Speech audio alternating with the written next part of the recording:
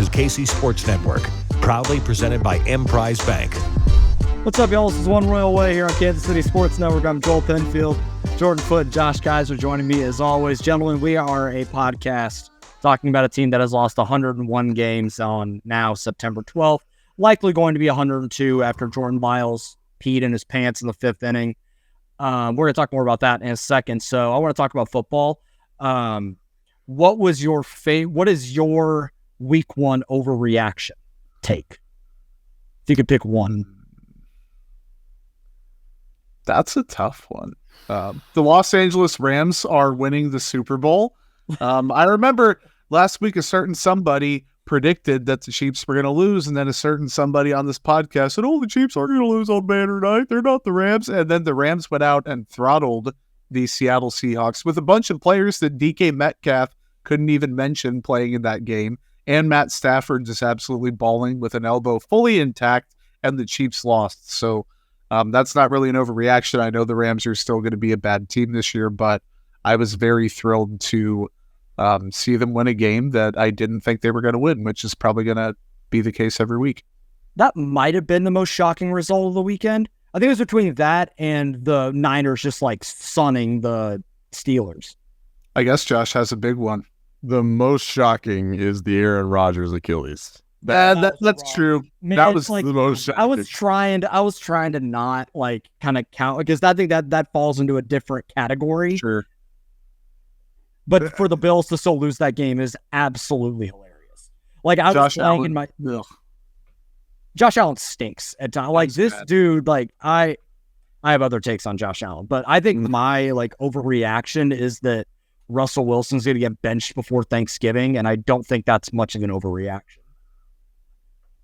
They're investing too much in him to bench him, dude. They're going to let him ride it out all year. I don't think there's any way they bench him, no matter how. Sean Payton isn't there to try and fix Russell Wilson and make Russell Wilson work. He's there to fix the Broncos. But they don't have anyone better than him on the team. Yeah, who's that? It's the problem. Like, even Russ could still be a top 32 quarterback, even if he's, like, I guess, 29th. Jarrett Stidham. Yeah, it's Jarrett Stidham. They get Jarrett Stidham. I once was a Jarrett Stidham fan. But the fact that for all the offseason hype, for all the Russell Wilson's he cut weight, he's gonna be more mobile, he's gonna do all this stuff. For him to, I think he threw like 5 passes beyond 20 yards, like beyond like 15 yards, and he threw for 174 yards. You only score 16 points against the Raiders and Jimmy Garoppolo. Like, it's not a good look. I don't know. I don't think anything matters until October, but like I'm watching them very, very like carefully over the next few weeks. And the hubris of Sean Payton to try an onside kick in week one, like to start the year. I don't know, man. I'm always game to laugh at the Broncos, but like that was a special type of, what are you doing? Hey, man, it's no Dan Campbell going for it with the feet part from inside his own 20. But like Dan Campbell's just built different. Yeah, like difference between those two is one worked and one did. They're both equally ridiculous. They're both wild. Yeah. If it didn't work, we would all be good. Like people in Detroit would be like, "What is Dan Campbell doing now?" Like, I mean, it's all like those types of like fourth down decisions and punt decision stuff. It's all completely results oriented. Like if it doesn't work, you're an idiot. But if it works, no one says anything. I would say that's true with one exception, and that is when you go to Arrowhead to play the Chiefs, because at that point, if you're not going for any fourth down, short fourth and short distance, then you're kind of the bum at that point. But if you do go for it and you lose, people be like, yeah, I kind of get it. We got to score some points. We got to keep drives sustained and whatever. But my big overreaction is the Bengals are done now that they've paid Joe Burrow. Since they paid Joe Burrow, they've only scored 3 points as a team. I don't think that's a coincidence. I'm just going to choose to think that. So the Bengals are dead. Did you know that the three of us combined had the same amount of catches as T. Higgins? Insane.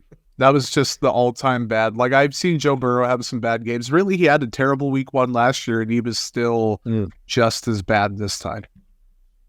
Yep. Yeah, that might be a result because the Browns aren't good either. He doesn't play against the Browns very well. I did not know that. It is pretty historic that he is pretty bad against the Browns. Which their defense is also kind of salty. Like on paper, I don't know if they're actually going to be good, but they might surprise a few people. But they also have,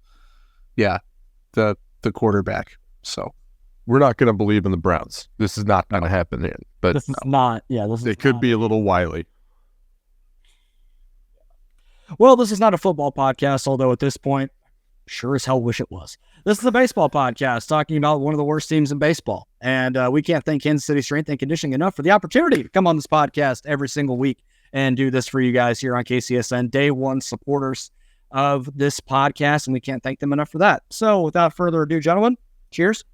But prior to recording, the Royals were winning 9-1, and now it is currently 9-9 in game 2. 10-9. Oh, it's 10-9. We got the lead back. Oh, great. But we're okay. I'm not going to, we're not going to miss the forest for the trees here. In fact, with the Royals were up 9-1, and then the game went 9-9 after that. And doesn't change much. It's no. And a lot of it is just predicated on it's Jordan Lyles. Like, I'm not trying to put it all on one dude, but and it's so funny because he had a perfect game going to the fourth inning. Everyone's like, oh, maybe he can get through the sixth and just, maybe he gives up a run or two and we move on. And the problem all year has been the blow up inning. And it's not often where it's multiple innings. It's just one awful inning that ruins a lot of these starts for him. And I mean, this is not including tonight, but it's a 6.24 ERA. He has given up the most earned runs in baseball, which he has the dubious honor of leading the league in 3 times in his career. He's given up 35 home runs. The FIP is 5.72, so I guess it's under 6, so congrats. The Royals gave this guy $17 million. And I know that you split that down the middle, it's 9.5 next year or 8.5, whatever it is. I think it would be completely unserious to bring him back. I don't care. Well, you better get ready, buddy. Yeah, and people are fans are going to be like, damn, why do we keep sucking? I wonder why throwing this guy out every 5th day. I wonder why the Royals keep losing. It's because they keep throwing guys like this out. I understand there aren't many options, but in a year like this, where you know what you have in Jordan Lyles and nothing about it is really good, why not give Anthony Veneziano a chance? Why not give Drew Parrish or Chandler Champlain or any of these guys that you want to get? If you want to truly evaluate this team, shut down Jordan Lyles. Like, I'm dead serious. Like, and we're going to talk about another guy that probably needs to get shut down for different reasons, but it's all around bad. He's had a couple good starts this year, and you give him credit for going out there every 5th day and grinding through innings. He has 3 complete games in which the Royals have lost that game. He had a great start against the Red Sox when he gave up only one or 2 runs and, held them down. And I give the dude credit for going out there and grinding every day because he's not going out there intentionally sucking. Like, it's not that. It's just a guy, with a career 5.22 ERA, and he's 32 years old. Like, he is what he is. We knew what he was probably going to be coming into the year. It's been worse than even those reasonable expectations. I don't know what you do. And I don't know how you can pencil him into the rotation next year when it's been this bad. He's going to be a year older. So you can't think it's going to magically turn around. So I'm at a point where it's just, I'm spiraling out on it and it's frustrating, but eventually I was just got to say something about it. I will add one minor piece of context. Hunter Dozier was on the books for $7.25 million when the Royals parted ways with him, obviously in season. So I still think Jordan Lyles is absolutely going to be on the opening day roster for the Royals. I still think he begins the year with the team. If he does get lit up like 3 or 4 starts in a row, though, and they have decent health, and then you look down the pipe and you have Chris Bubich coming back in a month or 2, like stuff like that, the combination of everything might be enough to where they part ways with him. But I don't think he's going anywhere until after that happens. And like you said, Joel, it's unserious because he's not going to be good to start the year. You'd be better off signing a middling guy to do that or calling up someone to do the same thing. At least see if they offer. At least at that point, you would have some sort of evaluation on that guy, exactly, where they fit into the future. Jordan Lyles is not that. And if they bring back Jordan Lyles and he is truly like your 5th starter and you're like, there is absolutely zero expectation that he's going to do anything but that, okay, like that's fine. Or you put him in the bullpen and he is a long reliever, or truly like exclusively mop up duty at the end of a game, like, and there is a truly defined role that doesn't have him taking serious innings away from people, I'm willing to listen to that argument. But if you want to pencil him to the rotation as your 3, like the Royals essentially did this year, I think it's a joke. I do. And it's not like this team is going to be any better next year. Like, they may be slightly, like you can only go up from where they are this year, but you can't expect, like, you can't talk out both sides of your mouth in, we want to win games and we're going to give Jordan Lyles innings. Like, it's, there's both sides of it. That's definitely one of those situations where you're bringing in a couple different non-roster invitees to potentially take his spot. And if you're able to find something with those guys, the value that you get from those guys is going to offset that $8.5 million you're paying the Lyles to go away. Jordan, the fun part about Hunter Dozier and what they still owe him is there is a reality where Salvador Perez gets dealt this offseason, and Hunter Dozier's $10 million payroll hit is the highest paid player on the Royals next year. That's rough, man. That's as bad as Ken Griffey Jr. being the 3rd highest paid Red this year. It's except the part where the value that King Griffey Jr. Yeah, the last thing is way different than the value that still funny. It's still yes. But I mean, I kind of with Joel, or I'm with both of you, really. I mean, Joel, I definitely understand the frustration. I think there is a reality where, yes, he could be the 5th man of the rotation. They can give him the Greinke treatment next year. They can bring up some younger guys to kind of, figure out what they are. They can sign potentially a couple of guys that are not going to be the Aaron Nolas. They're not going to be the whatevers, the Shoheis or whatever. They could be like the Lugos. They could be like the guys who aren't going to require Renzens or something like that. We talked about it a couple of weeks ago, I think, when you were gone, but I think the fact that they probably won't be getting anybody that would be needed to surrender draft capital for. Mm-hmm. I don't know. I doubt that Bobby Witt Jr. is going to be in the MVP race to be able to get that PPI pick, but I think that they're not ever going to surrender draft capital to sign free agents at all, ever. I don't think that's ever going to be a thing. So I think that they're going to be dipping in that pool with some non-roster invitees and maybe some cheaper guys rebound, but understandably frustrating. I think there's still a little bit more to it, and I think he could rebound if they're baby in a little bit, but at this point, I don't really care. I'll jump in real quick and give mine before we eventually jump to a break here. Brady Singer's velocity was down once again, averaged 90.8 miles per hour on the fastball. The max was 92.5, the minimum 88.9. The season average is 92.2, so a full mile an hour and a half below. Gave up 9 hits, 6 earned runs, 2 walks, 2 strikeouts on Tuesday in Game 1 against the White Sox. His quote, and this is from Andy, "Not much concern. I don't know why it's down. If I knew, I'd obviously fix it. I'd like to have it back. I'm not sure. I really don't have an answer for you." Then Q says he's cutting some balls and not getting through them quite as much. Could possibly be because this time of year, but there's no injury concern. So Brady Singer's last 10 starts have been bad. Last 5 have not been good. This looks to me like a guy who's dealing with something, and maybe it's just fatigue, but that's also not good if he's the guy that's supposed to be leading your rotation or one of the 2 guys leading it. And the other guy, by the way, has blown out his elbow twice and had Tommy John. And then one of them also just blew out his elbow, and one of them has a shoulder problem. Like, this is not the durable rotation, which, and again, this is not a complete defense, but is why they put guys like Jordan Lyles out there. Now, you can get someone to give you somewhat of the length he can give you for much better production, probably, and for a similar price point, but long-winded way of saying it might be time to just tell Brady Singer to hang it up for the year, especially if they can't figure out what it is. Maybe they do know and he's just working through it, but that's not great. It's all those World Baseball Classic innings. Yeah.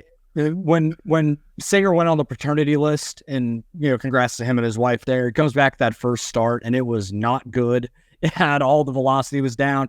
He looked tired, and Josh can attest to this because he and I both have kids, that attempting to get any sort of rest on that god-awful chair in the like, in the recovery room is a brutal existence. So the fact that he even went out there and pitched like 3 days after the fact, like, credit where it's due for at least going out there. But like, so I was willing to kind of just let that pass. I know that sounds like excuse making, it is, and I don't care.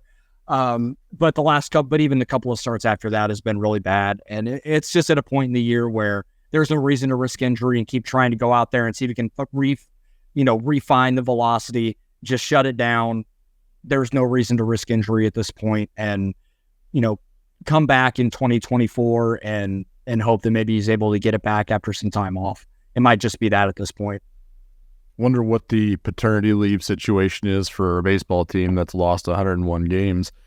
Speaking of 101 games, the Royals did lose their 100th game, and then today their 101st. Will to be determined on 102, but that is probably coming at some point in the next 17 games. But I wanted to kind of look a little bit, and I was looking a little bit at the standings on Baseball Reference and their Pythagorean, theoretical record. They think that the Royals should be 54-90, which gives them a luck value, quote unquote, of -10, meaning they are 10 games under where they probably should be if the season was in a vacuum. That seemed pretty damn unlucky to me, so I went and looked in the past 23 seasons to see just how bad and unlucky that is. There are only 4 teams since the year 2000 that have a worst luck season, and one of them happens to be the Padres this season, who have a net -11. The 18 Dodgers at -10. The 14 A's, ring a bell. 14 A's had a -11 as well, and the 06 Indians was a -11. So this is a very good, or very bad, and very unlucky team, which brings us to where we are in this situation. Oh yeah, per Baseball Reference, they also have 46 blown leads this season. 46. That astounded me. So again, dove into it. They are the second highest blown lead amount after the White Sox of all teams. But they got to rebuild this bullpen. They have to do it this offseason, because we can sit here and assess each individual player off of what their numbers say that they're doing. But it's all pretty meaningless until the roster is built in a way that they are able to win ball games. And if they get themselves into a lead, which they have been way more competitive in the second half, they've gotten themselves in a position to win or, at least be competitive, and the bullpen blows. It just absolutely sucks right now. So they got to start building this bullpen back up. I think you could still pretty much you got to salvage Carlos Hernandez, who still has got some good stuff plus models. His location sucks really bad. He does not know where it's going. That is absolutely the issue. If it's not a ball, it's getting hammered 450 feet away. So I think they're still going to salvaging Carlos Hernandez if they don't deal him. John McMillan just got activated by Omaha, I believe, today, so he will probably be in the mix for the bullpen next year. I've kind of liked what I've seen from James MacArthur in the last 3 weeks. I think he's been you settled in nicely after one of the worst days we've ever seen. Yeah. Take that out of the equation, and he's looking pretty solid. So, also shout out to Austin Cox. Get well soon. That full ACL tear was confirmed today. An absolute bummer for him. So speedy recovery in him. But they got to get figuring out what's going to happen with this bullpen in 2024 to further assess the macro of the team, to see the whole forest from the trees at this point. Yeah, I don't think we needed to belabor the triple-digit loss point here. So we can move on. I do want to hit one quick note that was dropped by CBS Sports a couple of days ago, and we don't need to spend too much time on it, but it says the Royals were believed to be among teams scouting Japanese pitcher Yoshinobu Yamamoto, who pitched for Team Japan in the World Baseball Classic, really showcased to the world. He is one of the best pitchers in the world. He's won the Triple Crown in Japan 2 years in a row and is looking to do it for a third, has won their Cy Young the last 2 years as well.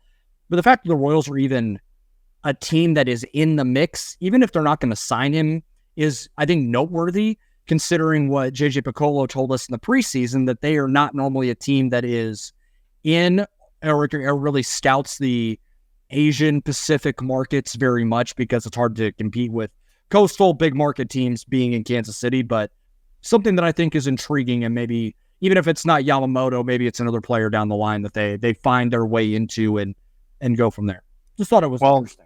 And also, that's not an agent leak, because no offense to the Royals, but like no agents could be like, yeah, the Royals are in on my client like that they don't. Yeah. It does not matter. Still noteworthy, I think. So it's legit. Yeah. No, that it emphasizes there. Yeah, for sure. Yeah. All right, let's pay some bills, boys. Football is back in full swing with another week of epic games, and who's got you covered on the action for every single one of them? DraftKings Sportsbook, an official sports betting partner of the NFL. New customers can bet $5 on football and get $200 instantly in bonus bets. Nobody's missing out on the action this season. All DraftKings customers can take advantage of 2 new offers every game day this September. Get in on the NFL Week 2 action with DraftKings Sportsbook. Download the app now and use code KCSN to sign up. New customers can bet just $5 and take home $200 instantly in bonus bets. Only on DraftKings Sportsbook with code KCSN. The crown is yours. Gambling problem? Call 1-800-GAMBLER or visit www.1800gambler.net. Man. In New York, call 877-8-HOPE-NY or text HOPE-NY 467-369. In Connecticut, help is available for problem gambling. Call 888-789-7777 or visit ccpg.org. Please play responsibly on behalf of Boot Hill Casino and Resort in Kansas. 21 years or older, varies by jurisdiction. Void in Ontario. See sportsbook.draftkings.com/football. Terms for eligibility, terms and responsible gaming sources. Bonus bets expire 7 days after issuance. Eligibility and deposit restrictions apply. That was brutal. We're going to take a break. Thanks for listening to KC Sports Network. Make sure you download our new app. Find it on the App Store or Google Play. Just search KC Sports Network. Hit that like button, hit that subscribe button. We appreciate you guys sticking with us on all platforms during this season. Our hitter spotlight is going to be a little bit different this week. We're going to talk about the guys that have the most to gain and most to show over the remaining 18 games this season. We're going to each hit a couple of guys, and probably can talk about some pitchers in here as well, kind of similarly. The guy that I want to talk about is Nick Lofton, who we talked about him last week. But he's continued to look very impressive at the plate. He had that go-ahead RBI triple in Toronto. I know that the Royals lost the game, yada, yada. Still a big hit for him. Is he going to be able to earn a full-time position with the Royals, whether it be at second base, third base, left field, whatever the case? Or is he just going to be a bench utility guy? You know, a solid stretch here moving forward could mean that he could find his way onto the opening day lineup and the opening day roster with a full-time spot. So I think that he's looked the part, certainly has hit the ball hard, done a lot of good things at the plate from an approach perspective, played the field just fine, played some first base and looked, fairly decent doing it, which is noteworthy as well. Does he find himself in a platoon position, or can he just man a position on his own? That's what I'm most interested to see with what Nick Lofton's going to do down the stretch. That's good. I guess we could go like snake or round robin or whatever format we want to do. But if Nick Lofton does ball out, he could push this guy for some playing time in 2024. And frankly, I think he should. Michael Massey, there were the reports of his improvement over the past couple months, I thought were greatly overstated. He got hot earlier in the season after he came out of the gate and was just absolutely struggling big time. But since the All-Star break, walking 4% of the time with a 70 WRC plus. In the month of August, he walked 2.8% of the time with a 53 WRC plus. He just wasn't producing. And for some reason, the narrative was still that he was doing a lot better after his rep start, and it just wasn't true. However, in the month of September, entering Tuesday, when I believe he had a 3-run home run in the second game, walking 6.5% of the time, 94 WRC plus. The BABIP was an even 300. The slugging percentage was almost 100 points above his season average. So I've made my stance on Massey pretty clear. He doesn't have direct competition for 2024, but he probably should, in my opinion. But despite not showing that he has offensively what it takes to be a viable everyday starter, he has had stints that show that, and his defense is fantastic. So I'm still in the mix, absolutely. But if he can finish the season on a higher note instead of this I guess it would be kind of an encapsulation of his year, up and down, up and down, up and down, with the highest of highs and lowest of lows. He needs to end on a good note instead of kind of fading off into the winter. Yeah, I think that's absolutely fair. I'm a massive believer, and I believe a few weeks ago I had him as the core, or at least just on this side of the core. I would still potentially do that, but I do think that Lofton could potentially take some of the, at least be in the mix for second base reps definitely next year. And I mean, he's done it tonight, so it makes sense. But another thing that he could possibly be in the mix for is in the outfield. And I think that we've got all three of them kind of on the fringe to talk about here. But I wanted to kind of focus on Drew Waters. They dealt for him last year at right before the MLB draft, and since then he's been pretty hot and cold. He kind of runs the gamut and has a very wide range of outcomes when he goes to the plate. But since the All-Star break, he's slashing 238, 322, 424, 99 WRC plus with a 10.5% walk rate, which he's the only guy on the Royals that is a double-digit walk rate at the moment. So he's actually walking, which was the problem last year. Still striking out 27.5% of the time, which I think is, acceptable to an extent when he's walking that much. 9 to 10 in stolen base attempts. He's chasing less. He's down 4.5% of his chase rate. He's also getting less balls in the zone, which is kind of important in that equation, as well as swinging strike percentage is down. But he's also not hitting the ball as hard as he was earlier in the year. So it's kind of a weird give and take with Drew Waters. But if he's going to prove that he's going to be in the mix further, especially in 2024 as a mainstay in that lineup, he's got to do it now. We're already talking about, how's this outfield shake out next year? If people want to start platooning him with Nick or Kyle Isbell in the in center field, start hitting him. I believe Isbell has reverse splits, so you'd be hitting Drew Waters against righties, so he'd be getting more reps in theory, which is what I want. I don't want him losing reps to Kyle Isbell at this point. I think Isbell's role should be and could be very valuable as a fourth outfielder and a defensive replacement who can play all outfield positions really well. I think that's the case, but I think Waters' upside is still higher than Isbell's, but of course his floor is as well. So he's got to take these last 17, 18 games in stride, really got to do something with him. He's just 24 years old, so there's still time, but it's assessment season, and I don't want to do it again another a year and a half. So give me some Drew Waters for the rest of this year and see where he is at the end of it. Yeah, I think another guy that I want to hit on too, we talked about him the last few weeks because of the home run hot streak with Nelson Velasquez. I think he's still going to be more, unless he has just the most abysmal spring of all time, probably going to be in your outfield or DH in 2024.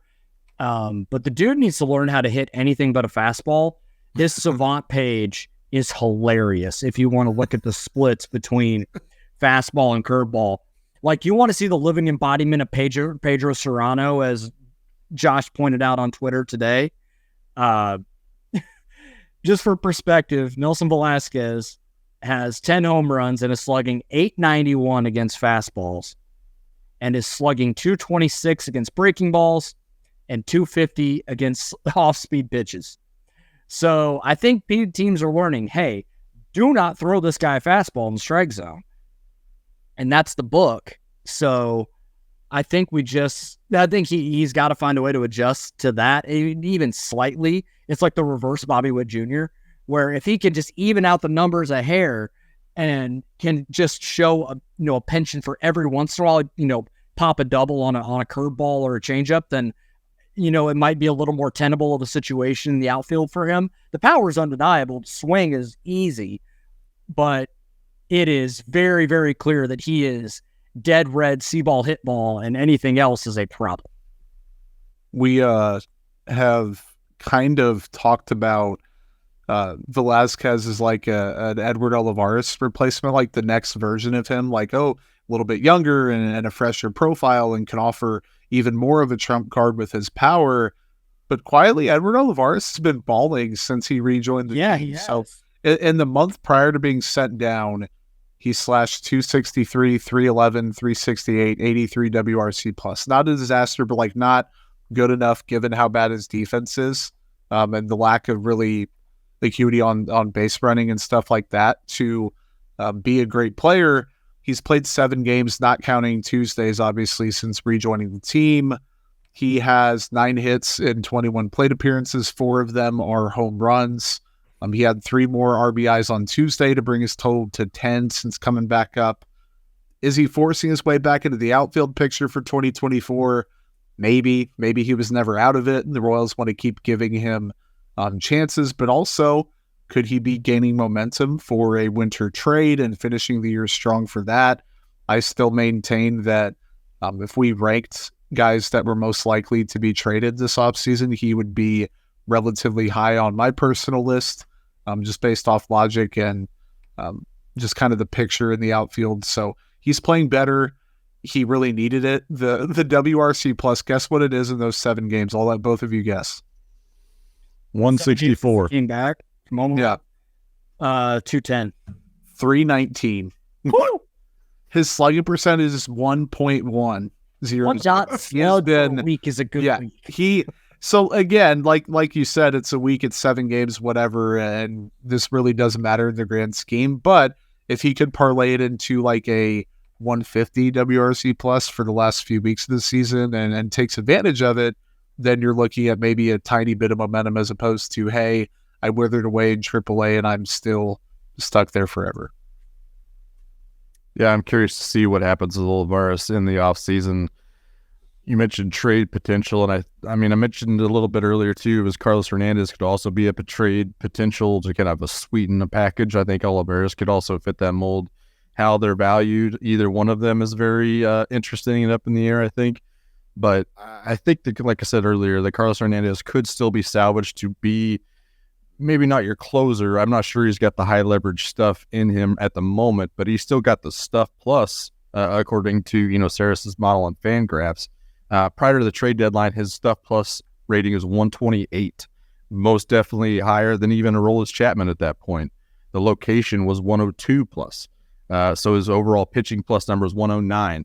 After the trade deadline, the wheels kind of started falling off. The stuff was still there at 120.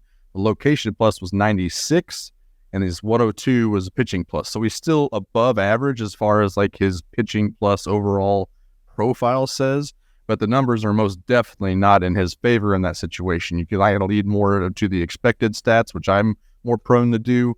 I think they're a little bit more fun to look at if you're a Royals fan. But I think Carlos Hernandez could be salvaged. It could be a situation that we kind of went into the offseason with a Aroldis Chapman trade or deal anyways, like fix this guy and he could turn him into something super special. And I think that that's still within the realm of possibility with Carlos Hernandez, but they need to get it figured out. And I think we can still do that. So he can still show in the next 16, 17 games that there is still stuff to work with. We just need to get it right, get the mechanics right. If we need to get his head right, whatever we need to do, we got to get Carlos Hernandez correct so we can get him back to his proper pedestal again. Yeah, definitely. So we're going to do a huge minor league segment here for the end of the show. We're going to talk a little more in depth about Columbia and Quad Cities now that their season is over. A little bit Omaha and Northwest Arkansas. We'll do that right after this. Thanks for listening to KC Sports Network. Make sure you download our new app. Find it on the App Store or Google Play. Just search KC Sports Network. Sure to hit that like button, hit that subscribe button. We appreciate you guys. And I just noticed that we are over now 200 subscribers on our YouTube page for one baseball season and a team that has lost 101 games. We appreciate that kind of support, and let's hope we can keep upping those numbers going into next season. For our minor league report, let's talk about AAA Omaha. They have 12 games left, and they are 15 games back, so they can do it. I promise. It's like when you calculate your grades for finals, and you realize you need 175% on the final to get a B in the class. Yep. Been there, by the way. The main I was going into Tuesday, so I don't. Yeah. Did they win today? Hey, they did win today. Today, so good for them. The main thing at Omaha is Logan Porter finally got the call, one that we've been not necessarily clamoring for, but just we wanted to see it happen because why not? It was kind of odd because Freddie Fermin went on the injured list with a fractured finger. The Royals call up Tyler Cropley, put him on the 40 to go to Toronto, and then they DFA him immediately after, and then call up Logan Porter. So there probably was some sort of passport issue or something that I don't know what it was, but it seemed like this was going to be kind of the move all along. But like Logan Porter is a good story. Like he is. Like he played at Utah Tech. He's 28 years old. He's, just kind of grinded at each level, but the dude's found a way to hit at pretty much every level very quietly. Like he had in 22, just since 2021, this is his OPS every year except for 717 OPS this year, but 819 in high a 924 in double A, and 903 last year, and then 717 this year. But the dude is just hit at every level. And it was just one of those things where he was already older for a prospect. He was 25 in high A in 2021. So he was kind of a non-prospect, but has just found a way to make it work. And so it's really cool to see. Couple hits tonight. First big league hit was a single up the middle for 2 RBIs. So it's really cool for him. I don't know if this might just be a cup of coffee thing, and he may not get another extended chance in the big leagues, but for the Royals to give him this opportunity on the stretch is pretty cool. Mm-hmm. Yeah, 100%. And like you look at the walk rates, like 14.5% in 2021, 18% in 2022 in double A, 19% in triple A, 13% this year. Like he's always had a very patient and advanced approach, and he's kind of an advanced player. Like if I recall, he's 27? He's 28. Okay, so he's old, like for a rookie and a guy coming up for the first time. But last year really showed he was too good for the level, and this year kind of struggled a little bit with scuffling. 82 WRC plus in 110 games I think he played at AAA. Yeah, but he was ready for it and needed a challenge. And again, when these guys come up, you never think, okay, well, maybe it is a Dayron Blanco type thing where Freddie Fermin, these guys come up that are pushing 30 or at 30, upper 20s. You're like, okay, whatever, he's going to be a placeholder. But on a team that has guys that need places to be held and don't have a ton of talent on that team, it's always worth a shot to give him a look. And he had it earned. He had it coming in the best of ways. So good for Logan Porter to get up from AAA and make his debut. It was kind of a weird deal because over the last few weeks, they've kind of forced Salvi to take some reps at first base to keep his bat in the lineup, to keep Fermin's bat in the lineup. And I'm not complaining about either one of those whatsoever. But Porter was playing catcher and first base, and he has been for the last 3 seasons. So it is interesting that they were, choosing to keep Matt Beatty on this roster, the Matt Duffy on this roster, instead of giving Porter a shot and seeing what he could do. But maybe it's just an everyday reps thing. I don't really care at this point. He's up here. Congratulations to Logan Porter, and shout out to his Twitter avatar is one of the better ones out there, is at Real Porter Potty. So shout out to at Real Porter Potty. Logan Porter, happy to have you on this roster. Congratulations, dude. I want to get him on the podcast purely to ask him why that's his Twitter handle. And how if that's I need the that's his Twitter handle. He gets it. Like he's the dude that I want to talk to all the time. That's neat. I'm going to jump in and jump to Double A. Caden Wallace, he's played now 26 games entering Tuesday. First, I split it in two, literally. He's right down the middle. First 13, walked 10% of the time, struck out 19% of the time, 78 WRC plus. Like, okay, he's just settling in. Maybe the next half of that will be better. He's walked 7% of the time, still the same strikeout rate, 72 WRC plus. He's ran into a little bit more power. The slugging percentage is, let's see the math, 90 points higher in the last 13 games, but he has not caught on quite yet. And that's obviously the case for the guy drafted ahead of him in a much bigger sense. And the Royals just don't have great recent draft success stories at the higher level. Now, this season obviously is a little bit different. I think we're going to hit on one guy that hasn't and one guy that has so far. Different levels in high A and Columbia. But I was just looking through the stats. I was like, I want to contribute something for Double A, and I was like, well, Caden Wallace, not exactly good news, but I did want to provide some context for his first kind of I guess, months worth of games at AA. Yeah, and the fact he's striking out less than 20%, he's walking around 9. For me, like, that's fine. That's at least a good indicator that there's he's still able. It's not alarming. Yeah, he's able to cut down on swing and miss. There's at least a decent approach there. He's still just 21 years old, so as a guy that really should be a junior in college right now, it's a pretty good sign that he's in AA, and they decided to put him up there for the last month or so of the season. He'll start there next year, and maybe he's creeping up to Omaha toward the end of 24. And we're looking at a guy that the Royals got in the second round as a draft eligible sophomore, and could solve the third base conundrum, at least from an offensive perspective. Michael Garcia probably might win a Gold Glove at third, but the bat does not necessarily scream everyday third baseman for that position. So, and from everything we've seen, Duke can pick it at third. Caden Wallace can. So he's one of the guys that I probably have my eye on the most going into 2024, just from the position perspective and what he's able to provide there from a bat perspective. Let's talk a little bit about sorry, did you have anything, Josh? No, I was just going to say, according to Baseball Reference, he's still 3.5 years younger than everybody at AA. So, I mean, if he's got an 8.8 walk rate in AA at that point, I'm taking that as a win, no matter what the rest of his power numbers or anything. If he's understanding and seeing the strike zone that well at 21 years old or whatever, I'm in. And generally, the jump from high A to AA is the biggest jump in the minor leagues. Yep. So, small sample. Maybe he's able to figure it out going into 24.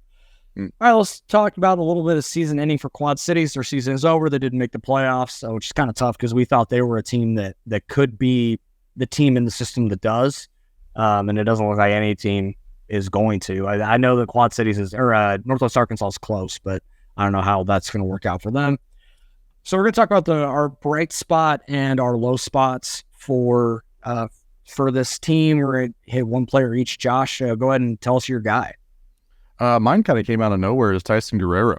17 starts, he had a 1.11 whip, a 31% K rate, 8.5% walk rate, and a 3.81 xFIP.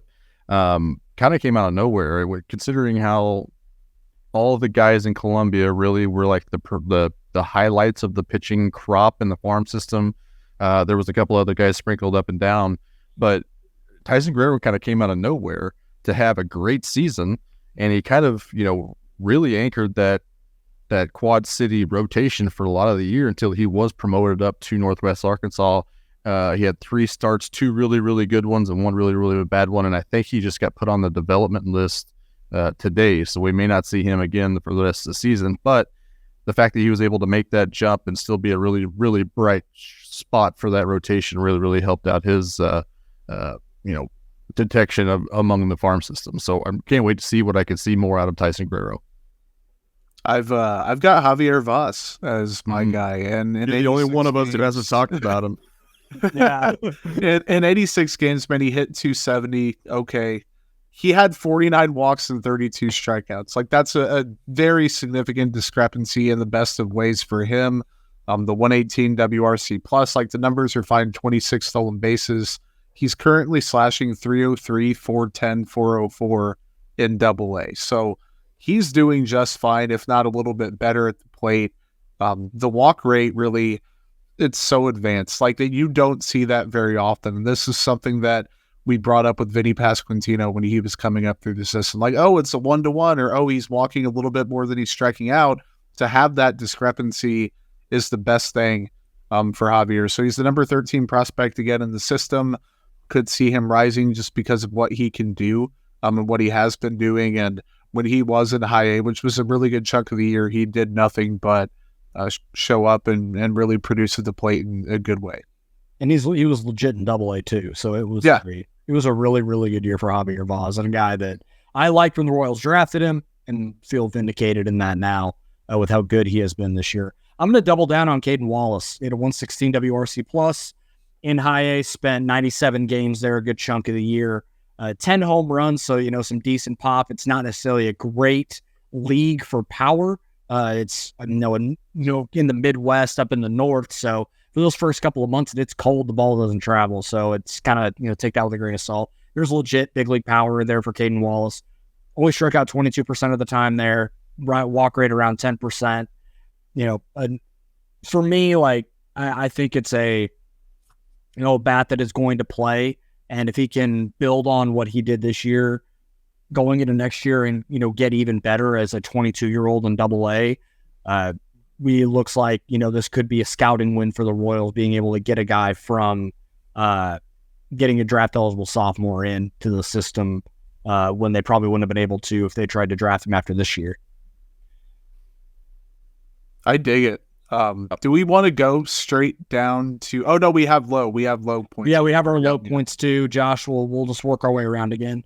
Cool. I talked about a couple weeks ago. Where's Gavin Cross at this point? He obviously didn't live up to expectations in Quad Cities, and then he got hurt. So he slashed 206, 303, 94 games. It sounds like he's done for the year. He went on the IL in the middle of August with an illness, and we're not real sure what beyond that is going on with him. But I did talk about it last week. That wanted to see more. Wanted to see him take a step forward as a first round pick last year. Obviously, a lot of eggs in that basket. So a lot of eyes on him, and it didn't really turn out so well. So I'm going to make him my low spot for Quad Cities, but hoping there's a bounce back in him next year. Speaking of a guy that people wanted to see more of in high A, Frank Mazzucato, really good in Columbia, 3.04 ERA. He wasn't walking a ton of guys. It wasn't anything too crazy.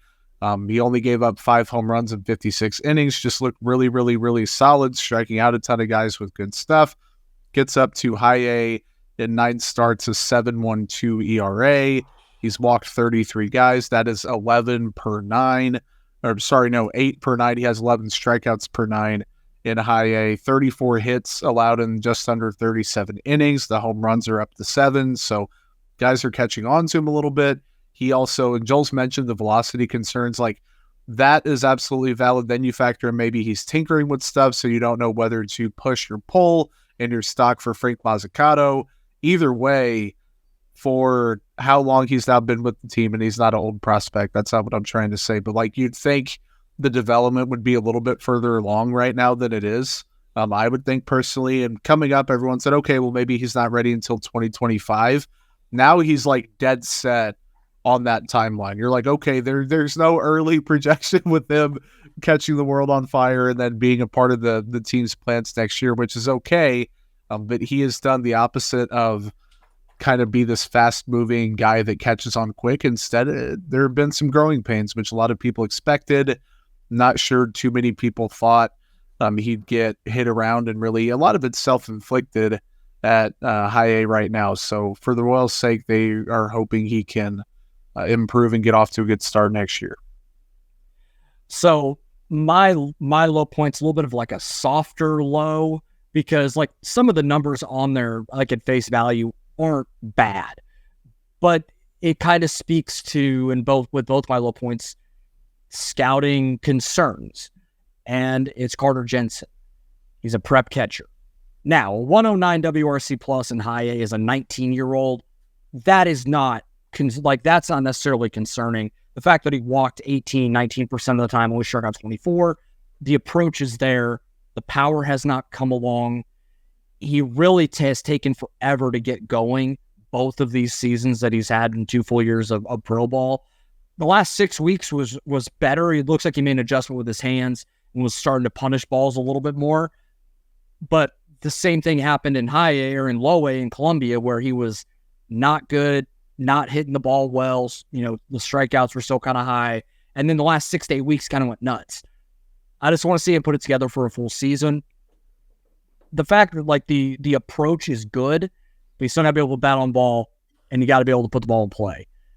Slash 211, 356, 363. A lot of his weighted runs created plus is propped up by the fact that he has a great knowledge of the zone. That's awesome, but you got to be able to punish balls in the strike zone too.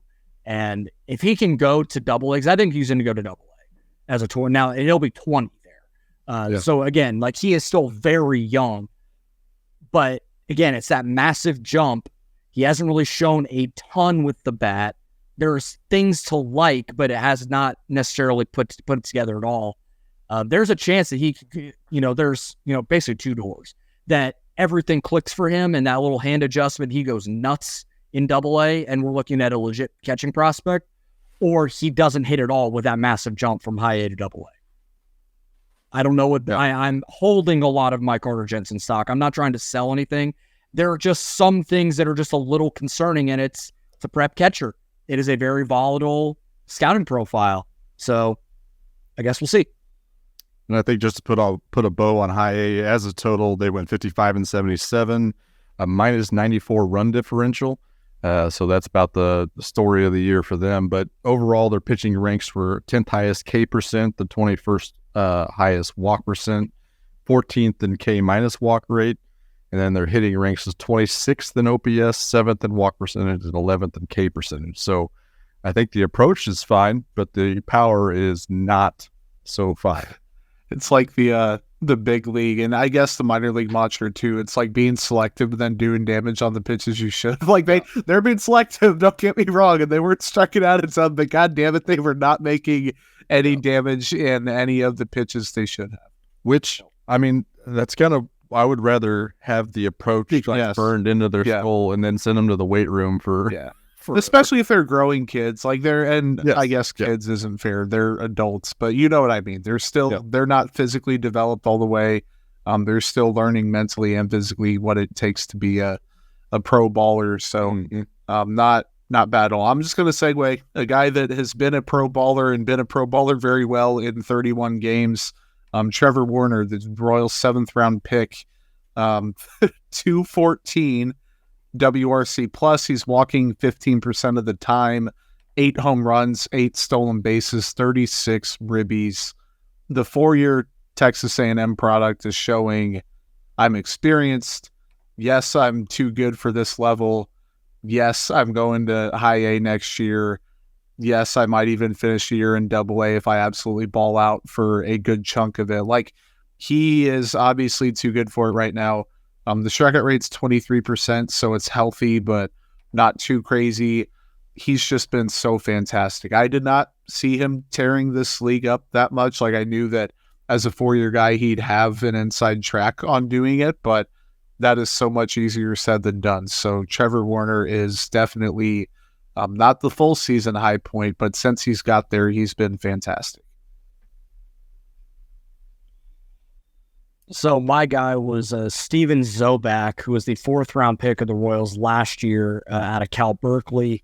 Spent most of the year in Columbia in 14 games, had 61 strikeouts and 51 2/3. Bounced between the bullpen and the rotation. He was nails in the bullpen to begin the year, and then he was still good when they sent him into the rotation. But the walk numbers went up, strikeouts went down. So maybe I think it's a long-term reliever, but a lot of good things that we saw down there from him. 2.09 ERA there. Didn't translate when he moved to high A, but I bet he'll start the year next year and tear it up. And then we're looking at hopefully a guy that can get to double A by the end of the year. And it's that way, maybe it starts that next wave of pitchers, because there were a lot of good things that we saw from in Columbia, just didn't translate to high A. So maybe, an off season, we're able to get some of that rolling, because a lot of those college guys that were started the year in Columbia were gross. And it was, a lot of stuff that we're like, hey, that pitching development is starting to do its thing.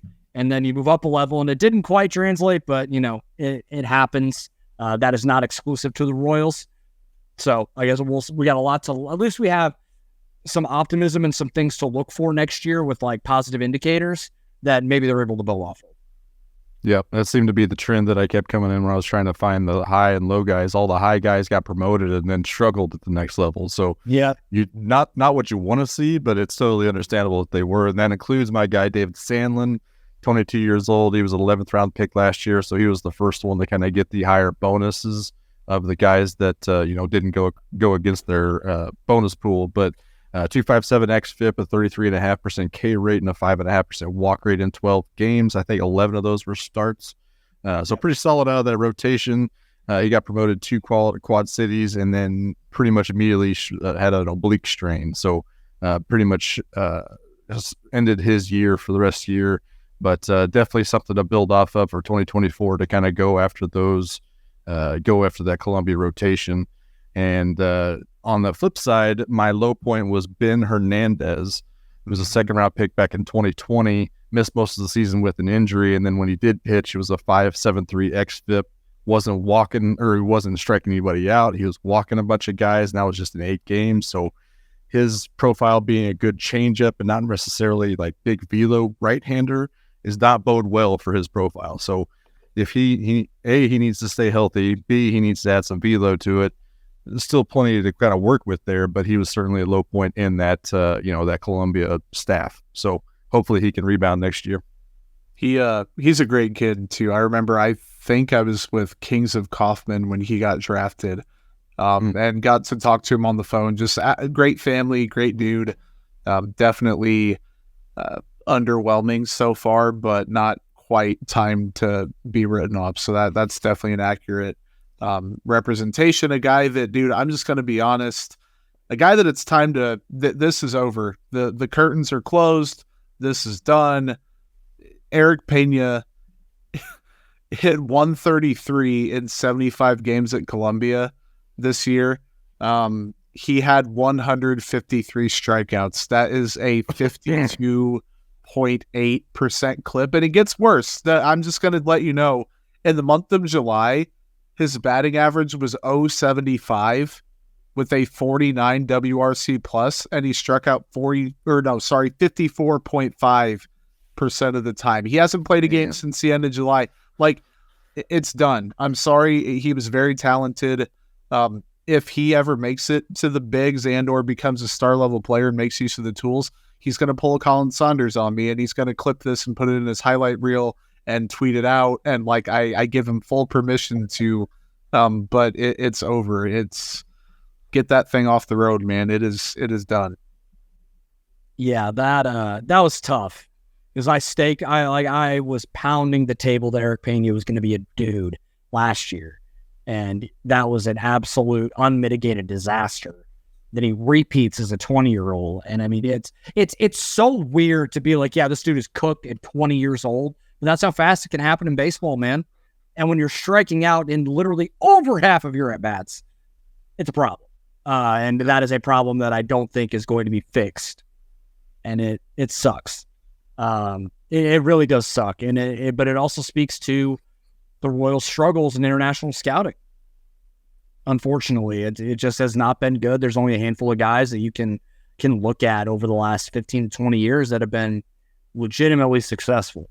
So it's tough, and hopefully that turns around. So the guy that I want to speak to on the low end was Shane Panzini, and he was now. To kind of couch this a little, he was kind of the most raw of the 3 main prep pitchers that the Royals took in that 21 draft between Mazzucato, Kudrna, and then Panzini. But Panzini was also the oldest of the two. He was 19 when the Royals drafted him. So he's 21 years old, repeated low A, and he had a 4.74 or 4.47 ERA, 4.51 FIP, He had 98 strikeouts and 90 and 2/3 innings, which is fine. He had 51 walks. The walks have been a legitimate problem for him at all points. And it kind of speaks to, again, the volatility and the risk, the riskiness of a profile of prep righty, where, it's just one of those things that can happen. And it's not concerning because I don't think he was ever considered like a top dude. But you take a chance on it. I think he was a 3rd round pick. So it's not like there's not a legitimate investment in him. There was. He went to high A, and he had a 17.05 ERA now in 6 1/3 innings, but gave up 12 earned runs in those 6 1/3. It's not great. I couldn't agree more, Joel. It's tough. I could put a bow on there. They went 66 and 65 overall with the +6 run differential. They had a 6th highest K rate, 11th lowest walk rate, 6th highest K minus walk rate, hitting not great, 28th in OPS, 12th in walk percentage, 28th in K rate. So I think that Eric Pena for K percentage definitely weighted that down a bit, but definitely a mixed bag, especially when they added that draft class. All those college hitters came up and started, doing damage. So I think that was kind of the story of the year after those pitchers left. But yeah, a little bit more encouraging in Columbia than in the Quad Cities, but neither one of them are great. One last thing on my front. Tonight, apparently NSYNC reunited in the Video Music Awards. So that's the thing that happened in our lives on planet Earth in the year 2023 as the Royals are winning 11-9. That's going to do it for One Royal Way. We appreciate you guys, and we will talk to you next week.